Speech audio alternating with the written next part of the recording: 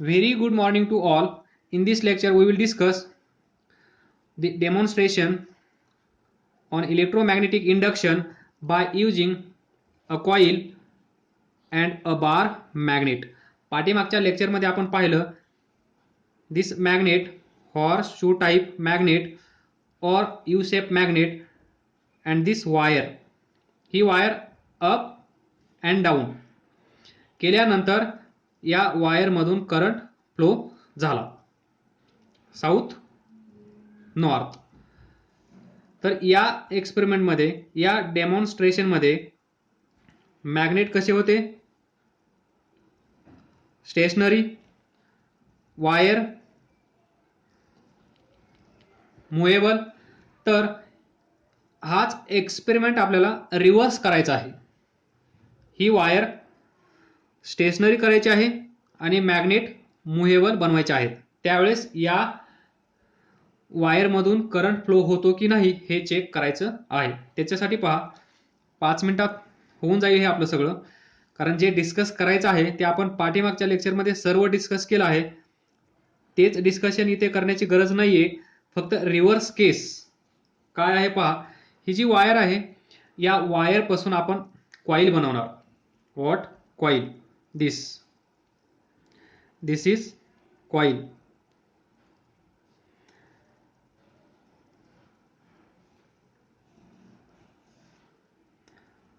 तर पहा ही आहे कॉइल. वायर ए बी, त्या वायरची आपण कॉइल बनवली आहे. आलं लक्षात? त्यानंतर इथे दिस गॅल्व्हनोमीटर, याचं नाव काय आहे? गॅल्व्हॅनोमीटर. कशासाठी? टू शो, टू डिटेक्ट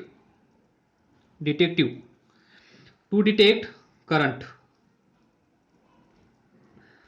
इथे करंट आहे की नाही हे सांगण्यासाठी हा.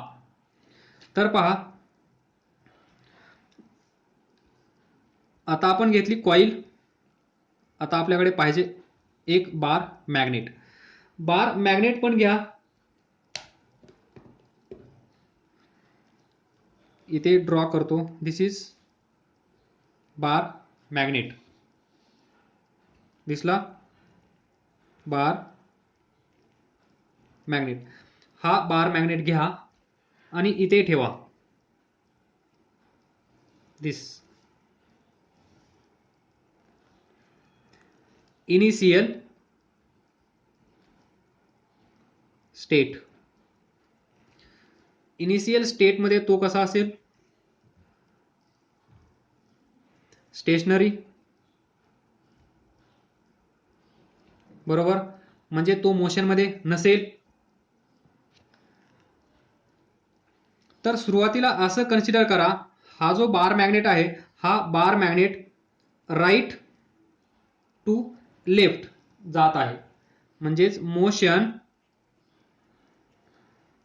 Of bar magnet from right to left. इथून हा बार मॅग्नेट या कॉइल मध्ये, ही कॉइल कशी असेल पहा, हॉलो. हॉलो म्हणल्यानंतर समजतं ना, हॉलो. त्याच्या आतमध्ये ही कॉइल इकडे जात असेल.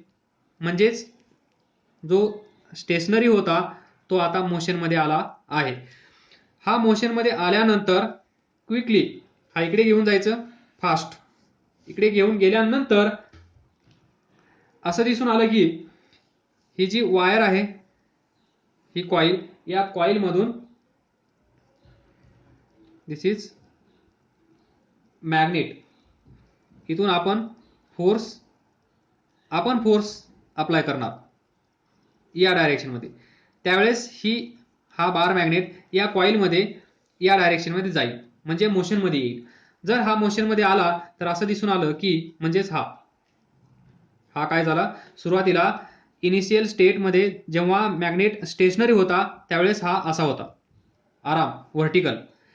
पण ज्या वेळेस हा मोशन मध्ये आला, हा बार मॅग्नेट या कॉइल मध्ये इकडे जाण्यास सुरुवात झाली, त्यावेळेस that is motion of bar magnet is from right to left, from B to A. तर यावेळेस या वायरमधून या डायरेक्शनमध्ये करंट फ्लो झाला, हे असं दिसून आलं. आणि हे कोणी दाखवलं? त्याच वेळेस हा गॅल्व्हनोमीटर जो असा होता तो असा झाला.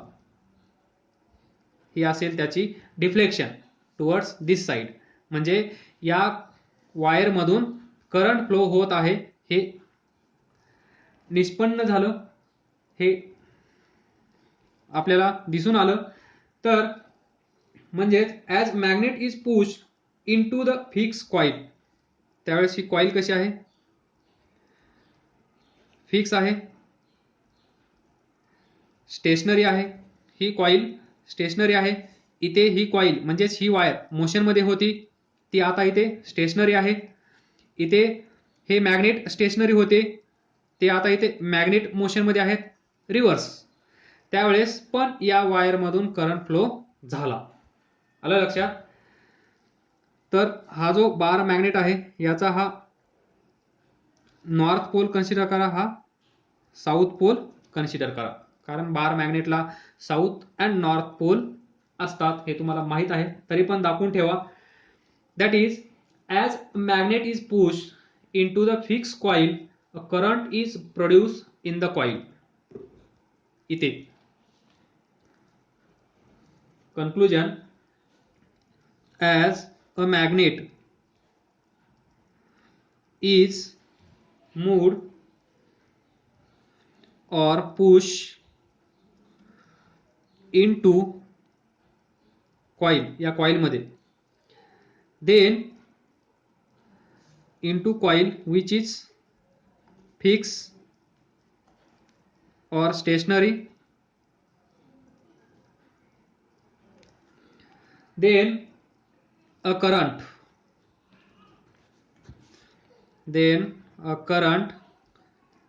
is produced in coil. आलं लक्षात? मॅग्नेट इज मूव्ड और पुश इनटू द कॉईल. या कॉईल मध्ये ज्यावेळेस मॅग्नेट आपण मूव्ह केला त्यावेळेस त्या कॉईल मध्ये काय झालं? Current is produce in the coil. त्यानंतर रिव्हर्स केस पहा, दिस कॉईल. आता हे डिस्कस करणार नाही मी, डायरेक्ट दाखवेन. This is coil, this is galvanometer. त्यानंतर हा bar magnet, north south, point A point B, that is A B wire, त्याच्यापासून आपण कॉईल बनवली आहे, हॉलो कॉईल. त्या कॉईलमध्ये हा बार मॅग्नेट आहे. त्यानंतर इथे पहा मोशन कशी होती, फ्रॉम राईट टू लेफ्ट. इथे motion of bar magnet from A to B, म्हणजेच लेफ्ट टू राईट, या डायरेक्शन मध्ये हा आपल्याला आता बाहेर काढून घ्यायचा आहे. या डायरेक्शन मध्ये क्विकली झूम झूम, काही क्षणातच याला बाहेर काढून घ्यायचा आहे. त्यावेळेस in the presence of magnetic field there is also production of current. तेच इकडे जे डिस्कस केलं तेच इथे, फक्त आणि फक्त काय चेंज असेल? डायरेक्शन रिव्हर्स असेल. याच्या व्यतिरिक्त कोणता चेंज असेल? कोणता चेंज नसेल. तर पहा नॉर्थ साऊथ ए बी ही फिक्स कॉईल तुमची इच्छा पूर्ण करतो. फिक्स कॉईल हा गॅल्व्हनोमीटर. तर ज्यावेळेस हा इकडे जाईल त्यावेळेस या कॉईलमधून परत करंट फ्लो सुरू झाला या डायरेक्शन मध्ये. इकडून जाईल, इकडे बाहेर येईल या डायरेक्शन मध्ये. This is the direction of current. When this bar magnet is taken out from this coil. या कॉईल मधून हा बार मॅग्नेट ज्यावेळेस आपण बाहेर काढून घेऊ त्यावेळेस या कॉईल मधून, या वायर मधून करंट फ्लो होतो आणि त्याची डायरेक्शन ही असेल. हे आपल्याला कोण दाखवेल? हा गॅल्व्हनोमीटर. सुरुवातीला असा असेल, तो आता कसा होईल? असा. या डायरेक्शन मध्ये करंट जात आहे हे आपल्याला हा गॅल्व्हनोमीटर सांगेल. मस्त काम आहे याचं, आहे की नाही? बस यस और नो. नसेल तर काय असेल? असाच तो असेल, ना इकडे जाणार ना इकडे जाणार. करंट इकडे गेला इकडे, करंट इकडे गेला इकडे. This is function of galvanometer in electromagnetic induction in this demonstration. तर पहा, शो डायरेक्शन ऑफ मोशन इथे दाखवली आहे, मोशन इकडे. तर पहा कन्क्लुजन याचं, Wien magnet is pulled out, Wien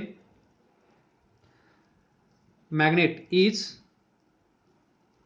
pulled out or taken out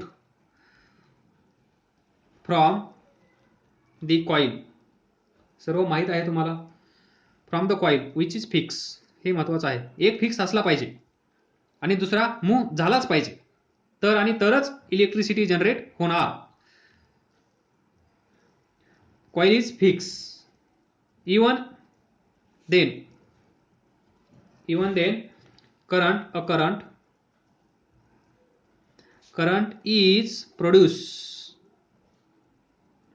current is produced in this coil, but in opposite direction. लक्षात ठेवा. This is more about demonstration regarding electromagnetic induction by using a coil and a bar magnet. याचे काही rules आहेत, काही नियमावली आहे. ती नियमावली मी तुम्हाला सांगतो. आणि ही जी केस आहे सेकंड वाली, जी मागच्या लेक्चरमध्ये डिस्कस केली ती नव्हे, ही ज्या केसमध्ये मॅग्नेट मूव्ह होत आहे. The concept of fix coil and rotating magnet is used to produce electricity on large scale in big generators of power houses. जे आपण मागच्या लेक्चरमध्ये डिस्कस केलं, पॉवर स्टेशन, पॉवर हाऊस, तिथे या केसचा जास्त प्रमाणात यूज केला जातो. तर पहा कंडिशन्स, रूल्स मी इथे लिहितो, शॉर्टमध्ये लिहितो म्हणजे लेक्चरची लेंथ वाढणार नाही, कमी वेळेत लेक्चर संपेल. पूर्ण लाईन लिहिल्यानंतर खूप होतं. तर पहा नियमावली. पहिल्या केसचा विचार करा. पहिली केस दिस, इथे वायर मूव्ह होत होती, मॅग्नेट स्टेशनरी होते. नंतर या केसमध्ये पहा, इथे कॉइल स्टेशनरी आहे, मॅग्नेट मूव्ह होत आहेत. म्हणजे वाघाचे पंजे नव्हे, म्हणजे कॉइल अँड मॅग्नेट या दोघांपैकी एक कोणीतरी मूव्ह असला पाहिजे आणि कोणीतरी एक स्टेशनरी असला पाहिजे. यालाच आपण म्हणतो, म्हणजे कॉइल तरी फिक्स असली पाहिजे किंवा मॅग्नेट तरी फिक्स असला पाहिजे, स्टेशनरी असला पाहिजे. आणि दुसरा, हा फिक्स असेल तर हा मूव्ह होईल, हा फिक्स असेल तर हा मूव्ह होईल. म्हणजे दोघांपैकी एक मूव्ह झालाच पाहिजे रे, झालाच पाहिजे, असं लक्षात ठेवा. त्याच वेळेस इलेक्ट्रिक करंट या कॉइलमधून फ्लो होईल, जनरेट होईल, प्रोड्यूस होईल आणि आपण खुश. आलं लक्षात? सेकंड, यालाच आपण काय म्हणू शकतो? यालाच आपण असं म्हणू शकतो, there is relative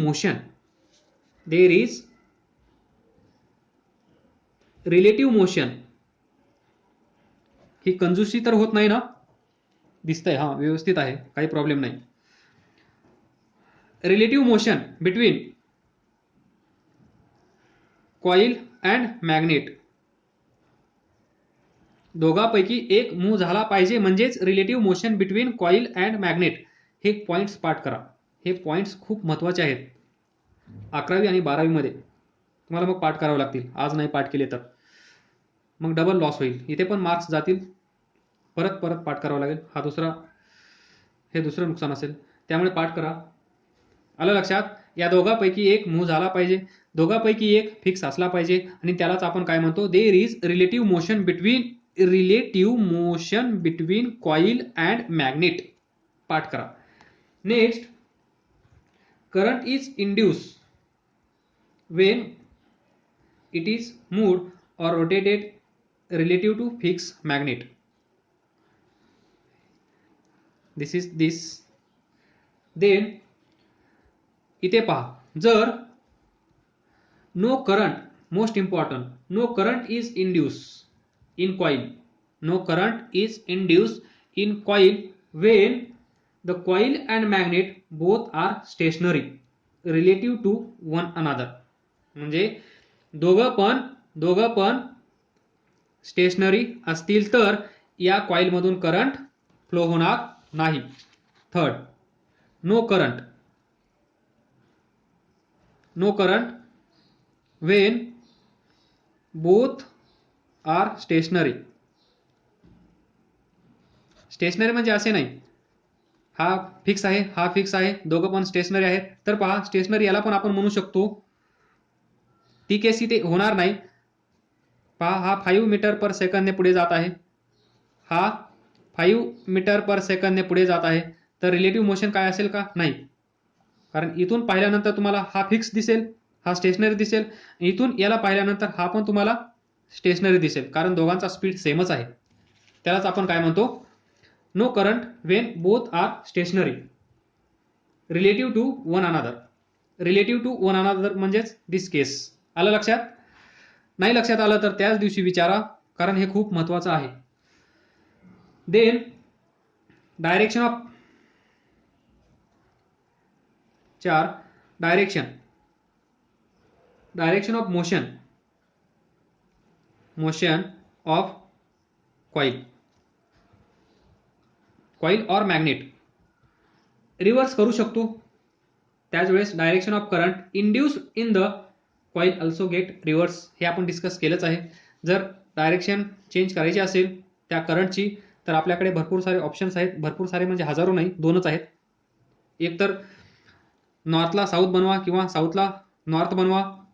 this is, तर हा पॉइंट पहा, इथे पहा, हा कंडक्टर अप अँड डाऊन झाला, याच्यातून करंट फ्लो होतो. जर हे पोल्स रिव्हर्स केले तर याची डायरेक्शन चेंज होते. हेच सांगायचं आहे. That is direction of motion of coil.